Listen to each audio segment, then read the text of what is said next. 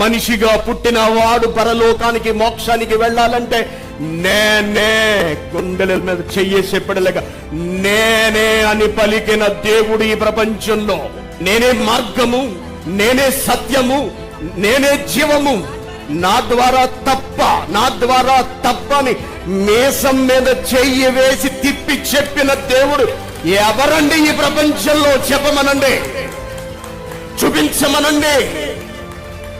చూపించమనండి. ఈ ప్రపంచ ప్రజలలో ఆయన నేల మీద ఈ భూమిపై ఆ దేశమని ఈ దేశమని కాకుండా, ఆ మతము ఈ మతం అని కాకుండా, ఆ మార్గము ఈ ధర్మము ఆ ధర్మము అని కాకుండా, ప్రపంచంలో పుట్టిన ఏ మనిషి అయినా సరే దేవుని దగ్గర శాశ్వతంగా జీవించాలి అంటే అటువంటి వ్యక్తి నమ్మవలసిన దేవుడు ఈ ప్రపంచంలో ఒకే ఒక్క దేవుడు, ఆయనే యేసుక్రీస్తు గారు. ఎందుకో తెలుసా? ఆయనే మరణించి తిరిగి లేచిన వాడు. అందుకే ఏం చెబుతున్నాడు?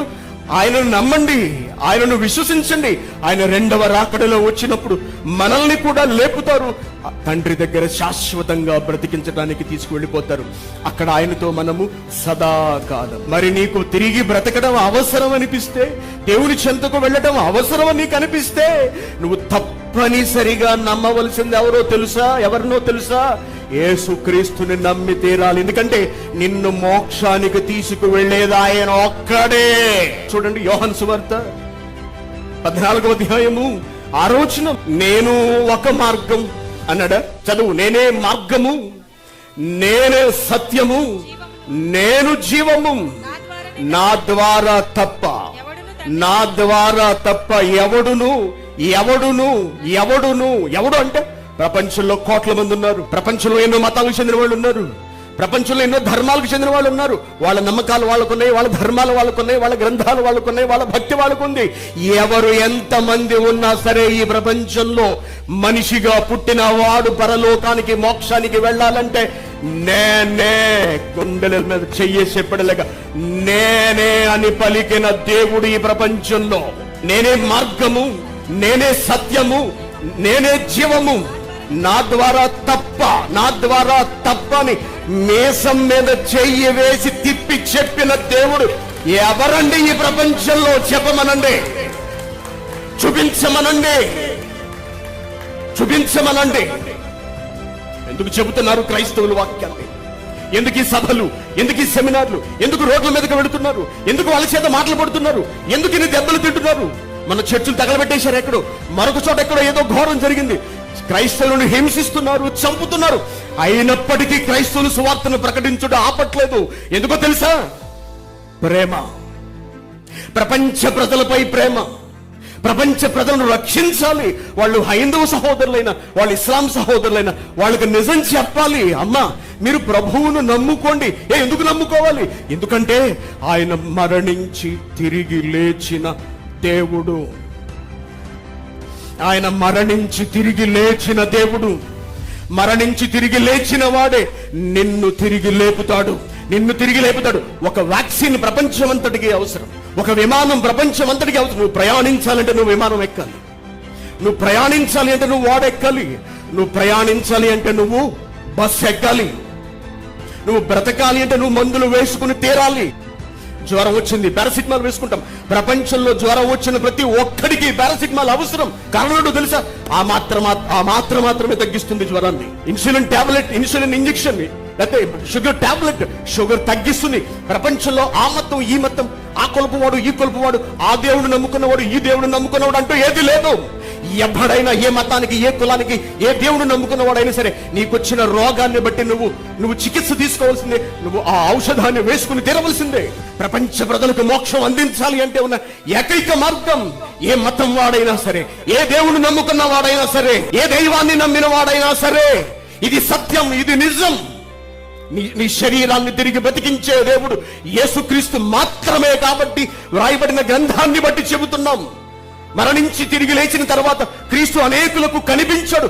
వాళ్ళిచ్చిన సాక్ష్యమును బట్టి మాట్లాడుతున్నాం. ప్రపంచంలో తిరిగి లేచిన దేవుడు యేసుక్రీస్తు గారు మాత్రమే. కాబట్టి ప్రపంచంలో ఏ మనిషి అయినా క్రీస్తును నమ్మి తీరవలసిందే.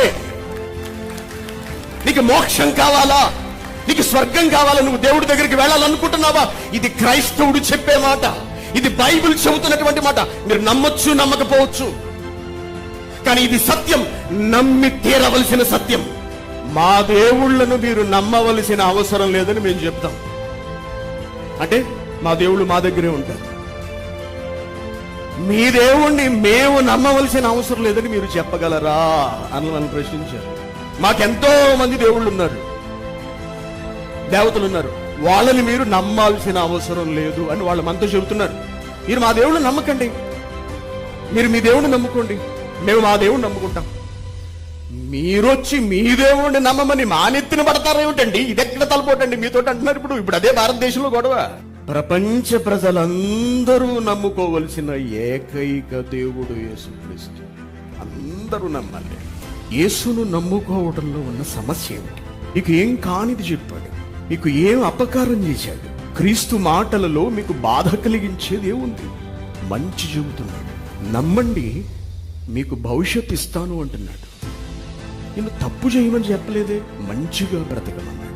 ఆయన చెప్పిన మాటల్లో దీనిని బట్టి మేము దేవుణ్ణి నమ్ముకోవట్లేదు అనడానికి ఒక్క మాట చెప్పండి.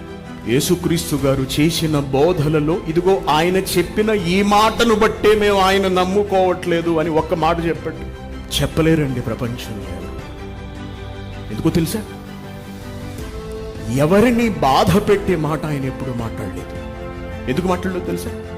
ఆయన దేవుడు కాబట్టి ఎప్పుడు మాట్లాడలేదు. అందరినీ ప్రేమతో ఆహ్వానించాడు. ఆయన ఏమడిగాడండి? నా యందు విశ్వాసం ఉంచండి, సరిపోతుంది, మిగిలింది నేను చూసుకుంటాను. ఇంత భరోసా ఇచ్చిన దేవుడు ఎవరండి ఈ ప్రపంచంలో? ఇంత భరోసా, ఇంత నమ్మకాన్ని కలిగించిన దేవుడు ఎవరండి?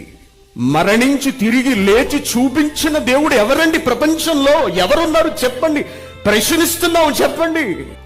మీ కొరకు నా ప్రాణం పెడుతున్నాను అని చెప్పిన దేవుడు ఎవరండి ప్రపంచంలో? చెప్పండి.